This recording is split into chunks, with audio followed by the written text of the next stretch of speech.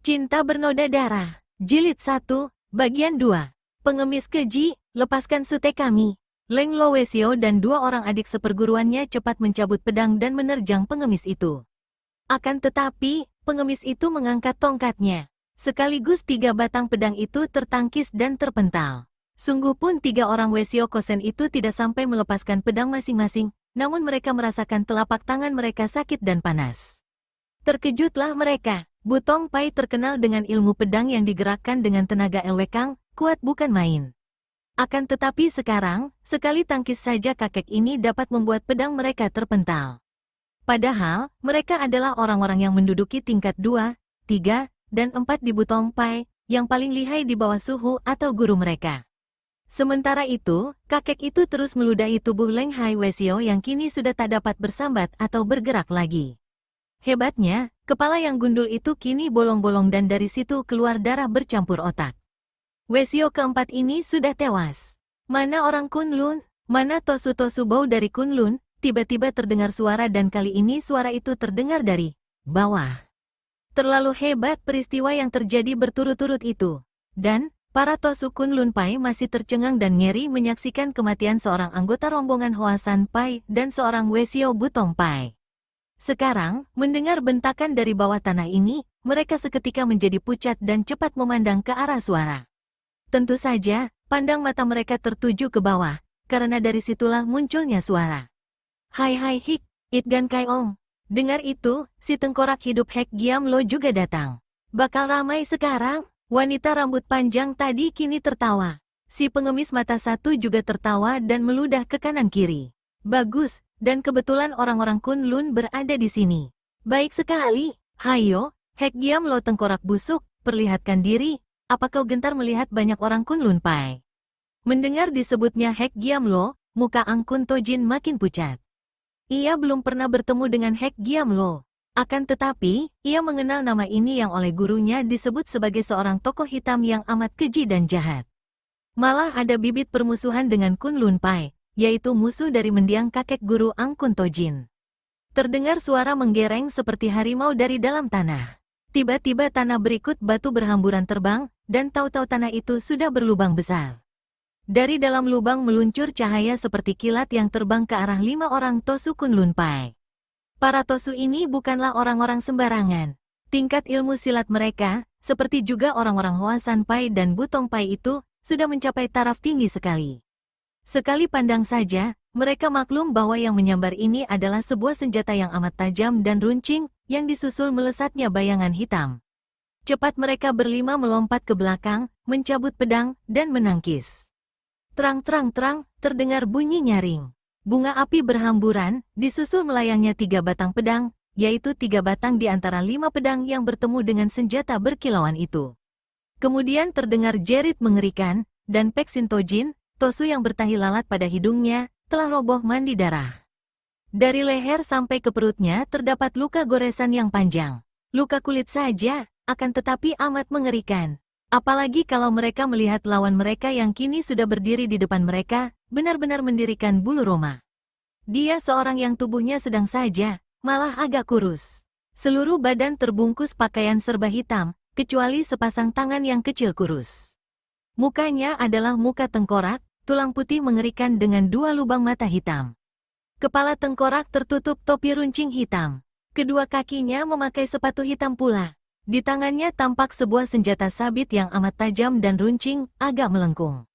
Senjata sabit itu kini bergerak-gerak ke arah tubuh Pek Sin Tojin. Sekali berkelebat, tentu kulit tubuh Tosu itu teriris robek. Pek Sin Tojin menggeliat-geliat bergulingan. Darah memenuhi tubuh dan mukanya. Namun, sabit itu terus bergerak, makin lama makin cepat. 4 orang Tosu Kunlun Pai menerjang lagi, yang 2 orang termasuk Angkun Tojin menggunakan pedang, yang 2 orang lagi karena pedangnya terlempar, menerjang dengan kepalan. Akan tetapi hebatnya, si tengkorak ini hanya menggerak-gerakkan tangan kirinya, dan semua serangan itu tertangkis oleh ujung lengan bajunya. Adapun sabit di tangan kanannya terus bergerak, mengiris-iris kulit tubuh Pek Sin Tojin sampai cobak-cabik. Kekejaman yang mendirikan bulu roma. Pek Sin Tojin tak dapat mengerang lagi. Tubuhnya berkelojotan, lalu diam. Gerakan sabit juga berhenti, dan kini sabit itu berkelebatan menghadapi 4 orang Kunlun Pai yang mengeroyoknya. Sementara itu, orang-orang Butong Pai sudah bergerak mengeroyok si kakek pengemis yang melayani 3 orang kosen Butong Pai ini sambil meludah-ludah dan memaki-maki. Di lain pihak, 4 orang Hoasan Pai juga mengeroyok si wanita rambut panjang yang melayani mereka sambil terkekeh-kekeh genit. Sungguh pertempuran yang amat seru namun tidak seimbang kekuatannya. Seperti 3 ekor harimau buas dikeroyok serombongan kelinci saja. Sabit di tengan tengkorak hidup itu menyambar seperti halilintar, dan sebentar saja 2 orang Tosu Kunlun Pai sudah menggeletak dengan tubuh terbacok hampir putus menjadi 2 potong.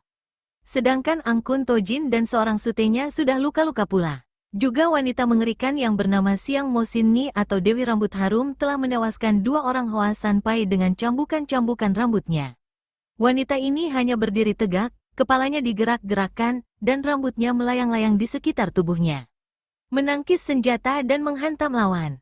Jangan dipandang rendah rambut ini, karena ketika menghantam lawan, rambut halus dan berbau harum itu seakan-akan telah berubah menjadi kawat baja yang amat kuat. Itgan Kaiong atau Raja Pengemis Mata Satu, meludah-ludah dan memaki-maki. Ludahnya membikin buta seorang lawan yang terus kepalanya ditusuk tongkat sehingga mati seketika. Leng Lo Wesio mengerahkan seluruh ilmu pedang Butong Kiam Hoat, namun sama sekali tak berdaya menghadapi sinar tongkat kakek itu. Mereka semua maklum bahwa kalau dilanjutkan, mereka semua pasti akan tewas. Seperti ada yang memberi komando, Angkun Tojin, Kok Bincu, dan Leng Lo Wesio melompat pergi meninggalkan para sutenya yang sudah tewas. Mereka pun menderita luka-luka berat. Hahaha, Siang Mosinni, Hek Giam Lo, biarkan mereka pergi untuk memberitahu kepada partai masing-masing. Tak usah kau ngoceh, pengemis picak. Siang Mosinni mencibirkan bibirnya yang merah sambil mengebut-ngebutkan rambutnya yang panjang dengan cermat. Kalau aku mau, apa kau kira tua bangka Hoasan itu bisa pergi hidup-hidup? Hohoha, bagaimana, Hek Giam Lo, puas kau hari ini dapat membunuh 4 orang tokoh Kunlun? Pengemis itu berpaling kepada si tengkorak. Aku datang ke Taisan bukan untuk itu, Hek Giam Lo. Si tengkorak hidup menjawab pendek. Hai Hik, untuk apa lagi kalau bukan untuk minta sesuatu dari Bu Kesiansu? Ih, Hek Giam Lo, sejak kapan kau ikut-ikut menjadi pengemis seperti pengemis picak ini? Siang Mosinni mengejek. Akan tetapi Hek Giam Lo tidak menjawab, hanya mendengus marah. Hoha, setan cilik, lidahmu benar-benar lemas. Bibirmu halus mengandung madu, tapi ludahmu seperti broto wali dan merica. Kau sendiri datang pada permulaan musim semi, apakah akan memberi selamat panjang umur kepada setan gunung? Hoho, kau sendiri juga akan mengemis ilmu, bukan? Cih, mulutmu bau busuk, pengemis kotor. Aku mendengar bahwa Bu Kesiansu akan muncul di dunia. Aku hendak melihat apakah dia dapat menghadapi rambutku. Kalau dapat, baru aku mau mengangkatnya sebagai guru, bukan mengemis seperti kau. Haha, silat lidah. Menjadi murid dan mengemis ilmu, apa bedanya? Malu-malu kucing segala, cuh. Itgan Kaiong meludah ke dekat kakinya, dan batu di dekatnya berlubang oleh ludah itu. Bukankah begitu, Hek Giam Lo? Si tengkorak hidup tidak menjawab, tidak mengangguk atau menggeleng. Hanya mengeluarkan suara, menyebalkan si tengkorak busuk ini. Apa mendadak menjadi bisu? Apakah ingin menyembunyikan suara seperti bertahun-tahun ia menyembunyikan mukanya? Wah, alangkah inginku merenggut lepas kedok tengkorak itu dan melihat apakah dia laki-laki atau wanita. Kalau laki-laki tampan atau buruk, muda atau tua. Tengkorak hidup itu mundur selangkah, mukanya menghadap Siang Mosinni dan senjata sabitnya yang mengerikan itu diangkat ke atas. Agaknya siap bertempur. Itgan Kaiong berjingkrak-jingkrak tertawa dan bertepuk-tepuk tangan. Bagus, bagus, aku pun mempunyai keinginan yang amat sangat, yaitu melihat kalian bertempur mengadu ilmu. Alangkah akan ramainya, entah siapa yang hanya bernama kosong belaka. Siang Mosinni ataukah Hek Giam Lo? Hayo, mulailah. Sejenak Siang Mosinni ragu-ragu. Kepalanya sudah tegang. Agaknya ia hendak menggerakkan rambutnya menerjang. Akan tetapi matanya melirik ke arah pengemis tua itu. Lalu tiba-tiba, ia tertawa terkekeh-kekeh. Hai Hik, pengemis tua busuk, kau hendak akali kami berdua, ya? Kau mengadu kami, biar keduanya mampus atau payah, baru kau turun tangan dan dapat memonopoli atas ilmu-ilmu dari Bu Kesiansu. Begitukah, akal bulus? Kalian mau saling gempur atau saling cinta? Apa sangkut pautnya dengan aku? Abis, Kau mau apa? Kakek itu merengut kesal. Kita bertiga harus menentukan siapa paling unggul, dialah yang berhak menemui Bukek Xiansu. Yang kalah dinyatakan tidak berharga dan harus minggat. Setuju, jawab Itgan Kaiong. Kau bagaimana? Tanyanya kepada Hek Giamlo. Yang ditanya hanya mengangguk, tetap berdiri memasang kuda-kuda. Sikapnya amat bercuriga dan tidak percaya kepada dua orang di depannya itu. Tiga orang sakti itu berdiri memasang kuda-kuda, saling pandang dengan sinar mata penuh kebencian. Mereka seakan-akan tiga ekor harimau yang siap menanti datangnya terjangan lawan. Tegang sampai ke bulu-bulunya, akan tetapi terlalu hati-hati untuk bergerak lebih dahulu karena maklum bahwa lawan amatlah hebat. Siapa terlena, dia akan sirna. Tiba-tiba Siang Mosin Ni melengking tinggi, dan rambutnya bergerak seperti sinar hitam menyambar ke arah Hek Giamlo. Hanya 1 atau 2 detik selisihnya dengan gerakan Itgan Kaiong yang menggunakan tongkat menyerang wanita ini, dan gerakan Hek Giamlo yang menggunakan sabit menerjang Itgan Kaiong. Sekaligus 3 orang itu telah menyerang dan diserang. Sekaligus pula, mereka mendengus nyaring dan mengelak dengan lompatan kilat ke samping. Kini mereka berdiri lagi membentuk segitiga, memasang kuda-kuda, dan tidak bergerak. Suara desingan senjata mereka yang menyambar tadi masih terdengar gemanya, mengaung dari dalam jurang di dekat situ. Amat tegang seluruh urat saraf ketiga orang itu. Mereka sudah bersiap untuk melakukan terjangan atau menghadapi serangan lagi. Akan tetapi tiba-tiba, wajah mereka bergerak, dan perhatian mereka tertarik oleh bunyi suling yang amat luar biasa.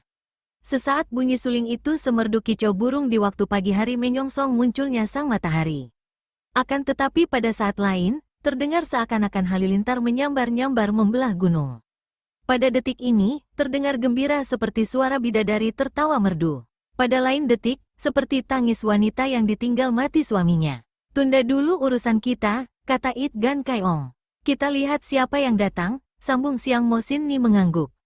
Hek Giamlo hanya mengangguk dan menurunkan sabitnya. Makin lama suara suling terdengar makin nyaring, seolah-olah penyulingnya berjalan perlahan mendekati tempat itu. 3 orang sakti ini menjadi tegang hatinya, mereka menduga-duga. Nama besar Bukek Xiansu yang dipuja-puja seluruh tokoh Kang Ou sudah banyak kali mereka dengar, namun selama hidup mereka belum pernah melihat orangnya. Apakah kakek sakti itu yang muncul sekarang sambil meniup suling? Tak lama kemudian, muncullah si peniup suling dari balik batu besar, berjalan dengan tenang perlahan menuju ke puncak sambil meniup suling yang dipegang dengan kedua tangannya.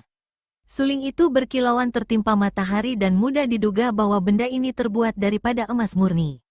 Peniupnya seorang laki-laki tinggi tegap, tampan dan gagah, berusia antara 30 tahun. Pakaiannya seperti pakaian seorang pelajar, dengan ikat pinggang sutera dan tali penutup kepala melambai panjang.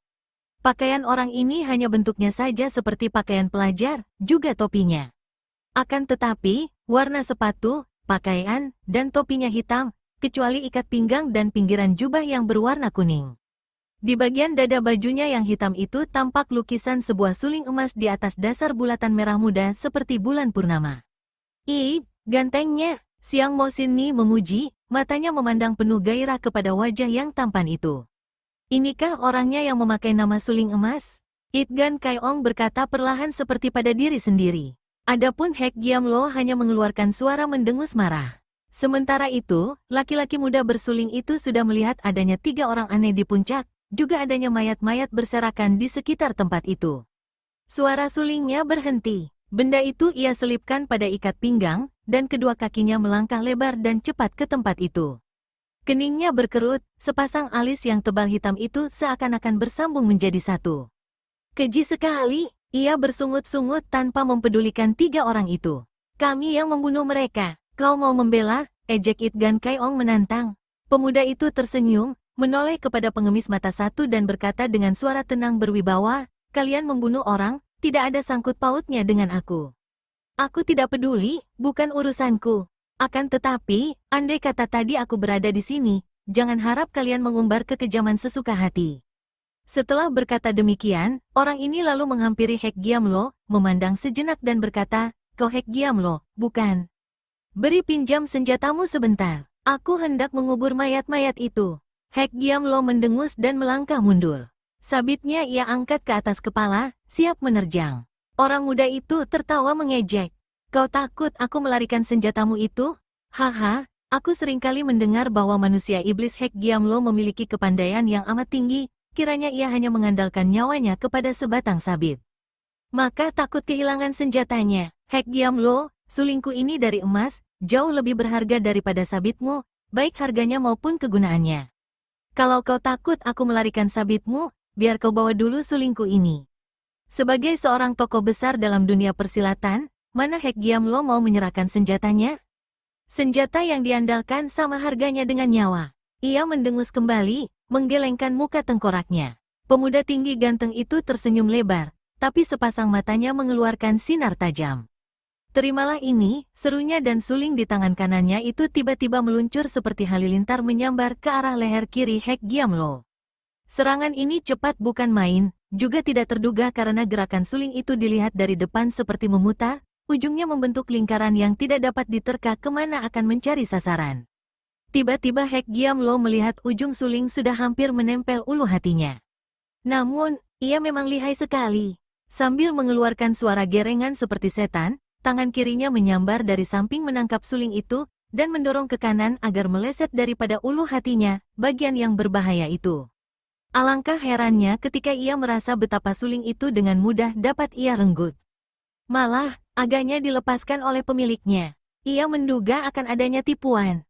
Akan tetapi terlambat, karena pada saat itu datang tenaga yang amat keras merampas sabitnya.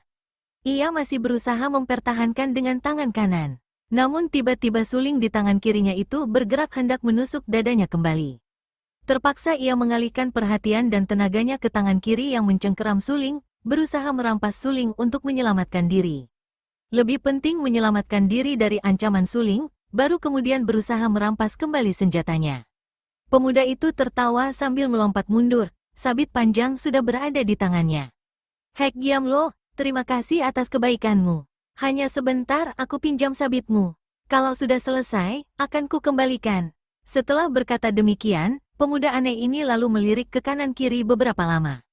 Kemudian tiba-tiba ia meloncat ke kiri, sekali loncatan tubuhnya melayang lebih 10 meter jauhnya. Kiranya ia memilih tanah yang lunak di balik sebuah batu besar. Sabit di tangannya bergerak dan tampak sinar berkilauan ketika dengan cepatnya ia menggali tanah dengan sabit itu. Heh, kau tentu si muda sombong yang memakai nama Kim Xiao Eng atau pendekar suling emas, terdengar suara serak si muka tengkorak. Kembalikan senjataku. Suling emas tidak menjawab, melainkan menggali terus dengan cepat sekali sehingga sebentar saja di depannya telah tergali sebuah lubang besar. Namun, ia masih menggali terus dengan cepat. Sinar hitam yang lembut bergulung meluncur ke arah punggungnya. Sinar hitam ini datang dari Hek Giamlo yang melepas senjata rahasianya yang disebut Hek In Tok Chiam atau jarum beracun awan hitam.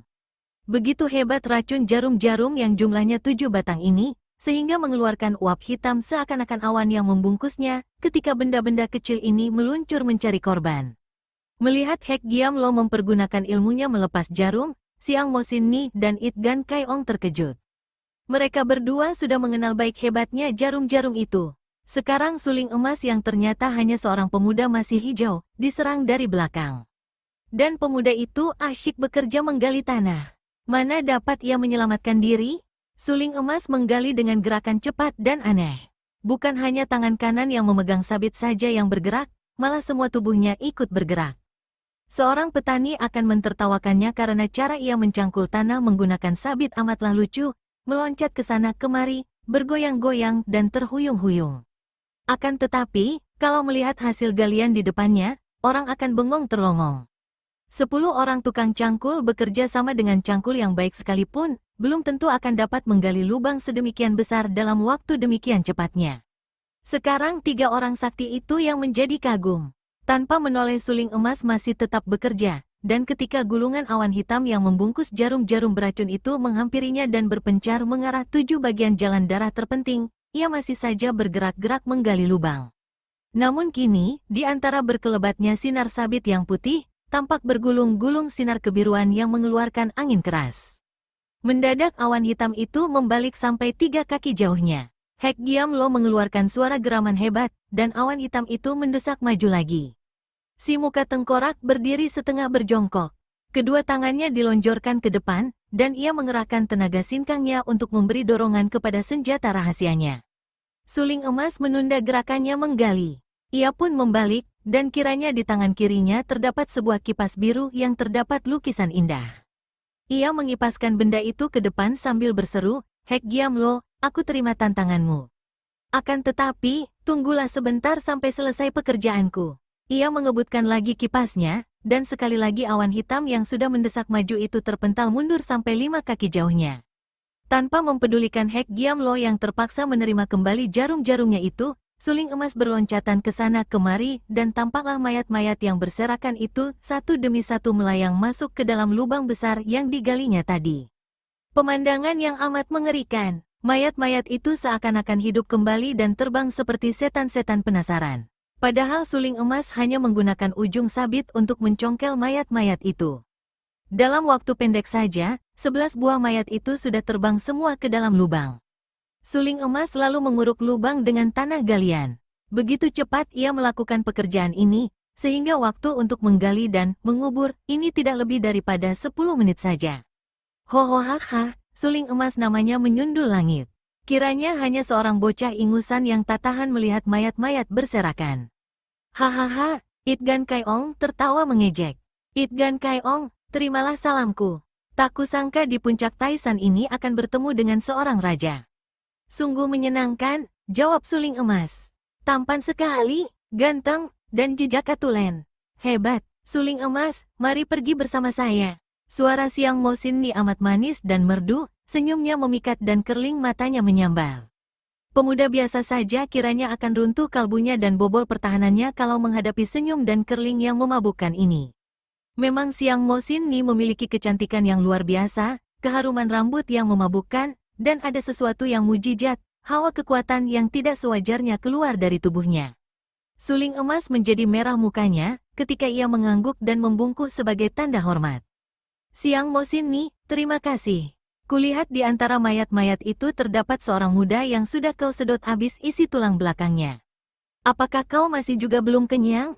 Siang Mosin Ni hanya terkekeh-kekeh mendengar ejekan ini. Adapun Itgan Kaiong lalu menegur, Kim Xiao atau suling emas, kau yang masih begini muda, bagaimana berani lancang menyebut nama kami? Bagaimana kau bisa mengenal bahwa aku Itgan Kaiong? Suling emas tertawa. Banyak raja di dunia ini, akan tetapi yang suka memakai pakaian tambalan, hanyalah raja pengemis. Di antara banyak raja pengemis yang terkenal, memang ada beberapa orang di antaranya yang buta kedua matanya. Akan tetapi yang picak sebelah, hanyalah Itgan Kaiong. Siang Mosin Ni makin keras kekeh tawanya. Bahkan si muka tengkorak yang pendiam juga terbatuk-batuk menahan tawa. Itgan Kaiong mencak-mencak saking marahnya. Bocah sombong, berani kau mempermainkan aku? Hayo kesinilah, boleh kita adu kepandaian. Nanti dulu, Kaiong. Biarlah dia mencoba kelihayan rambutku. Kalau dia bisa mengatasi rambutku, tak perlu aku mencium dan menggigitnya, hai hik. Siang Mosin Ni melangkah maju. Akan tetapi suling emas tidak mempedulikan mereka berdua. Langsung ia menghampiri Hek Giamlo, menyerahkan senjata sabit. Ini senjatamu, Hek Giamlo, dan terima kasih. Hek Giamlo mengulur tangan kiri menangkap gagang sabitnya. Akan tetapi suling emas tidak melepaskannya. Sambil tersenyum, pemuda ini mengulur tangan kiri pula ke arah sulingnya yang masih dipegang oleh Hek Giamlo, kemudian menyambar suling itu. Keduanya kini berdiri berhadapan dengan kedua tangan memegang kedua macam senjata, tidak saling dilepas. Sejenak mereka berpandangan, ragu-ragu berada di pihak Hek Giamlo. Akan tetapi, kemudian ia mengendorkan pegangannya pada suling. Suling emas juga melepaskan sabit dan menarik suling, sehingga di lain saat kedua orang itu sudah saling bertukar senjata. Hek Giamlo yang masih marah dan penasaran sudah mengangkat sabit, siap menyerang. Akan tetapi ia kalah dulu oleh Siang Mosin Ni yang sudah melompat ke depan suling emas. Dan sambil terkekeh, wanita ini menggerakkan rambutnya yang mengeluarkan bunyi bercuitan seperti 100 cambuk menerjang suling emas. Bau yang harum semerbak memabukkan menusuk hidung. Suling emas cepat mengerahkan sinkang dan melompat ke belakang. Sulingnya menyampok ke depan, dibarengi kipasnya dikebutkan. Terdengar suara nyaring ketika suling emas itu bertemu dengan gumpalan rambut yang paling tebal, sedangkan kipas yang bergerak kuat itu meniup balik rambut panjang yang tadi menerjang maju seperti hidup. Baik suling emas maupun Siang Mosin Ni, masing-masing melangkah mundur 3 tindak dan saling pandang dengan kagum. Malah Siang Mosin Ni kelihatan kaget. Tak disangkanya bahwa pemuda ganteng ini demikian kuat dan lihai. Kulit kepalanya sampai terasa pedas dan panas karena akar rambutnya terguncang keras. Di lain pihak, Suling Emas juga maklum bahwa wanita ini benar-benar luar biasa seperti yang sudah lama ia dengar. Kipas dan sulingnya tergetar hebat, dan ia sampai melirik kepada dua senjatanya itu untuk melihat apakah kipas dan suling tidak menjadi rusak. Siang Mosin nih, jangan kau lancang. Karena dia tadi menghinaku, akulah yang berhak menantangnya. Suling Emas bocah sombong, beranikah kau menghadapiku? Hek Giam Lo sudah melangkah maju lagi, tangan kirinya merogoh saku. Suling Emas melintangkan suling di depan dada, dan kipasnya diangkat ke atas kepala. Ia tersenyum tenang. Aku mendaki puncak Taisan dengan perasaan aman dan damai, dengan pikiran gembira dan bersih daripada permusuhan dengan siapapun juga. Aku tidak menghendaki permusuhan di tempat yang indah dan sejuk ini. Akan tetapi, kalau ada yang menantangku, biarpun aku ogah melayani, namun suling dan kipasku harus menjaga nama dan kehormatan. Jadi, Hek Giam Lo berseru keras. Tangan kirinya keluar dan begitu tangan kiri itu bergerak-gerak, 13 batang pedang pendek yang seperti disulap keluar dari jubah hitamnya itu telah menancap di atas tanah, membentuk lingkaran. Lingkaran itu terdiri dari 10 batang pedang yang berdiri berjajar, di tengah-tengah lingkaran tertancap 3 batang pedang yang bentuknya segitiga. Sambil menggereng keras, tubuh Hek Giam Lo melayang ke tengah lingkaran dan tahu-tahu ia sudah berdiri dengan sebelah kaki menginjak gagang pedang. Pedang itu kecil saja, dapat dibayangkan betapa tinggi ginkang atau ilmu meringankan tubuh harus dibutuhkan untuk dapat berdiri di atas gagangnya. Pedang bergoyang-goyang, namun tubuh Hek Giam Lo tetap tegak tak bergerak, sabitnya diangkat di atas kepala. Bagus, boleh kulayani kau main-main sebentar Hek Giam Lo, seru Suling Emas. Dan seperti seekor burung Garuda melayang, tubuhnya yang tinggi tegap itu meloncat ke tengah lingkaran, kaki kanannya menginjak gagang sebuah pedang lain. Hek Giam Lo menyambut kedatangan lawannya dengan suara ketawa aneh menyeramkan. Sabitnya bergerak dan menyambar seperti kilat putih, memancung ke arah leher Suling Emas.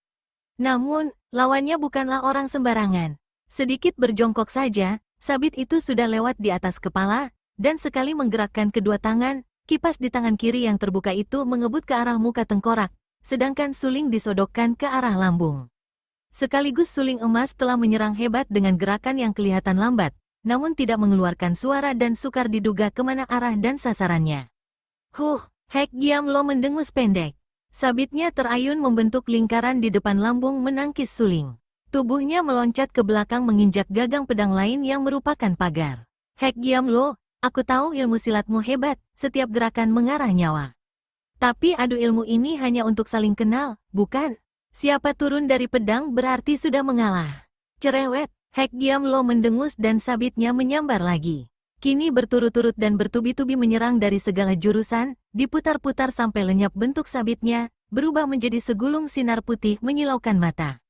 Suling Emas terpaksa melayani desakan yang merupakan cakar-cakar maut mengancam nyawa ini. Dengan lincah tubuhnya bergerak cepat, lenyap berubah menjadi bayangan hitam. Sulingnya membalas dengan serangan ke arah kaki. Kipasnya mengancam kepala dan menyampok sabit. Terpaksa Hek Giam Lo kini yang harus berloncatan mengelilingi patok-patok pedang itu, karena agaknya Suling Emas berusaha keras untuk memaksa ia turun dari patok dengan penyerangan yang selalu ditujukan kepada kakinya yang menginjak gagang pedang. Tengkorak busuk, serahkan si ganteng kepadaku.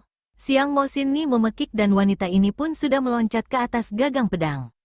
Dari belakang, rambutnya menyambar ke arah leher Suling Emas untuk mencekiknya. Agaknya wanita ini merasa khawatir kalau jejak tampan yang hendak dijadikan korbannya itu tewas oleh Hek Giam Lo yang amat lihai. Namun Suling Emas biarpun masih muda, ternyata memiliki kegesitan yang mengagumkan. Begitu rambut Siang Mosin Ni menyambar, tubuhnya sudah melayang ke kiri. Kipasnya mengebut muka Hek Giam Lo dan sulingnya dari bawah menotok dada Siang Mosin Ni. Ih, kau mau membunuhku? Wanita itu memekik sambil mengelak cepat. Kau tidak suka kepadaku? Apa ada wanita yang lebih cantik daripada aku? Kalau perlu, apa salahnya membunuhmu? Kau pun menghendaki nyawaku, jawab Suling Emas sambil menerjang lagi, sekaligus menghadapi dua orang lawan yang sakti itu.